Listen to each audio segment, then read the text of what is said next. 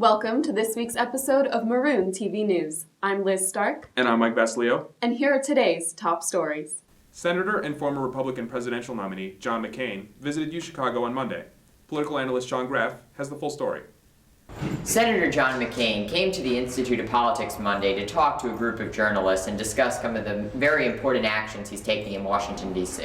Ever since the re-election of President Obama in 2012, the Republican Party has been searching for a new message that resonates with the American people. This search has led to a very public battle in the GOP between establishment Republicans and Tea Party conservatives. I asked Senator McCain about this fight in the GOP. Much has been made about the direction of the Republican Party moving forward in 2016, and I know you've made your disdain for some of the Tea Party tactics known. What do you believe is going to be key to uniting this party moving forward? I think we need to have a debate and discussion within the party with a commitment that we will reach agreement. But more importantly, I think the Republican Party has to develop a positive agenda for the country that we can focus on. A sort of a contract with America that we had back in the 90s when we were successful.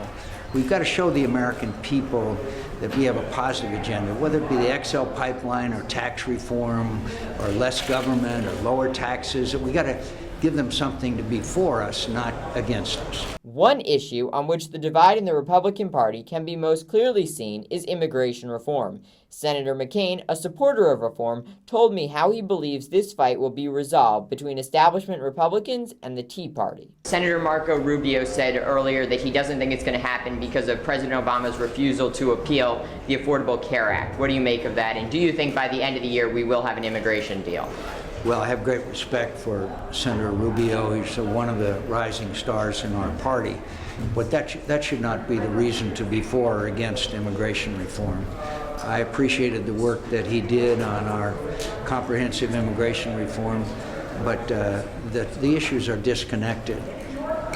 All of us should understand that with 11 million people living in the shadows, the issue is not going away.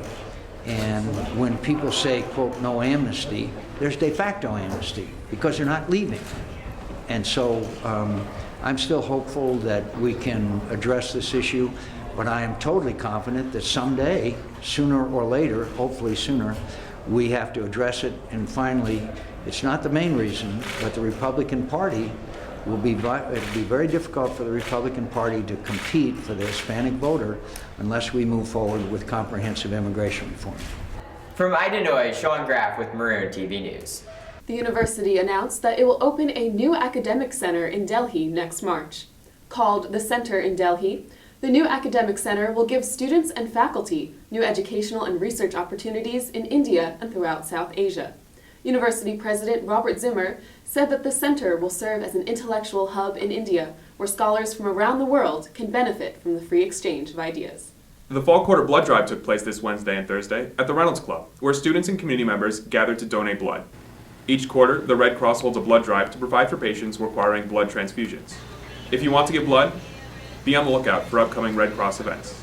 CNN anchor Jake Tapper's book, The Outpost, delves into the circumstances behind one of the deadliest battles in Afghanistan.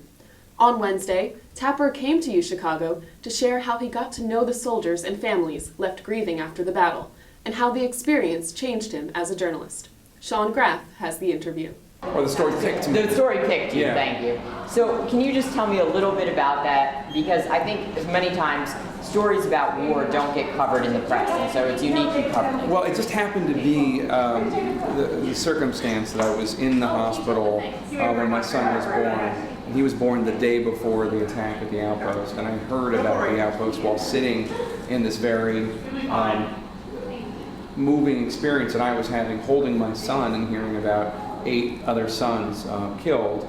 And it was almost, the story was not just poignant, but it was almost a mystery because I never really understood why the outpost was built in this very dangerous, vulnerable location. And so it just gnawed at me, I guess, the impact of holding my son while hearing about it and also the mystery of it, and eventually it led to the book.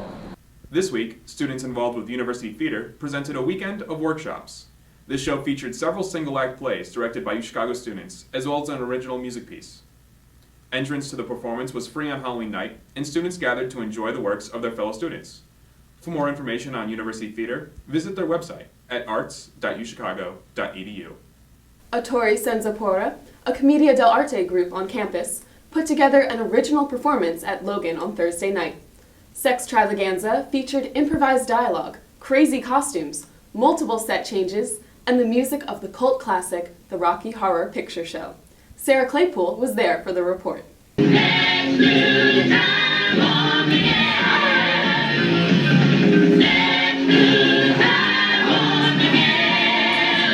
For college students, there is an obvious link between Halloween and debauchery.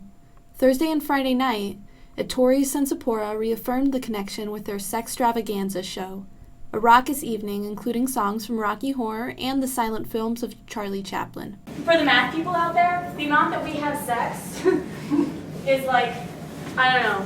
5 Julian.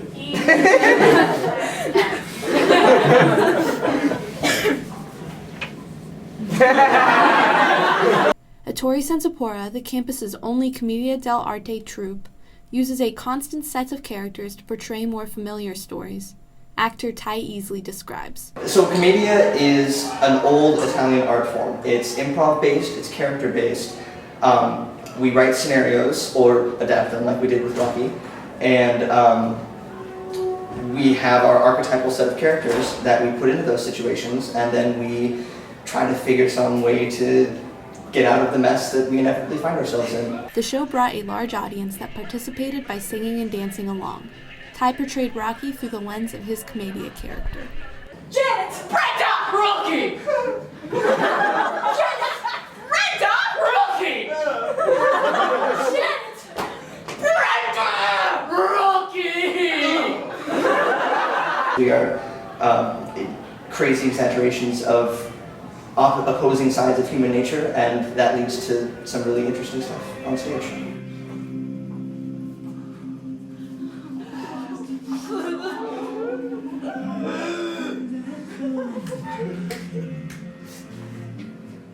Sarah Claypool, Maroon TV News. Tickets went on sale Wednesday morning for the annual Fall Formal event and were sold out within an hour. Hundreds of students braved the cold to line up outside the Reynolds Club before tickets went on sale at 7 a.m. The Council on University Programming, the organization that runs Fall Formal, sold over 400 tickets. Fall Formal will be on Friday, November 8th at the Shed Aquarium. Climbing, jumping, and swinging. These are the kinds of movements central to the French sport of parkour, which has taken the world's urban spaces by storm over the past decade. This past week, Louise Simpson paid a visit to parkour enthusiasts right here on campus. I'm at Henry Crown. It's 4 o'clock on Friday, and the University of Chicago's Parkour Club is having their weekly practice. The Parkour Club aims to bring the art of motion to campus. Parkour is essentially expression through motion, and the goal is to bring total fluidity in moving through any environment. It's expression through motion, and you're really trying to use all of the different physical tactics that you know on how to run and jump and climb, and put them into combination with each other as you move through urban environments and be able to maneuver as swiftly and fluently as possible. While there is much physicality involved, parkour is also an incredibly mental activity. Many physical obstacles are involved, including using the wall, vaults, ledges, rails, and anything that you can climb on, or jump off. It ultimately has a good amount of philosophy to it as well, about overcoming obstacles and just generally being able to push yourself to your limits. That's why people know it, like from jumping from roof to roof and things like that. But here, as you can see, we're just doing the basics. So we've got vaults, we've got wall spins, we've got rolls on the floor. UChicago's Parkour Club practices in Henry Crown, although members use their skills on other locations around campus. A typical practice involves warming up with the basics, learning a few new tricks, and finding new locations around campus to practice skills perfected in Henry Crown. Parkour has a large Facebook following and an expanding group of returning members. It's really open. It's for anyone who wants to try it, starting at any level. Any tricks they want to learn, they can just come and we'll try and teach to them. Louise Simpson, Maroon TV News.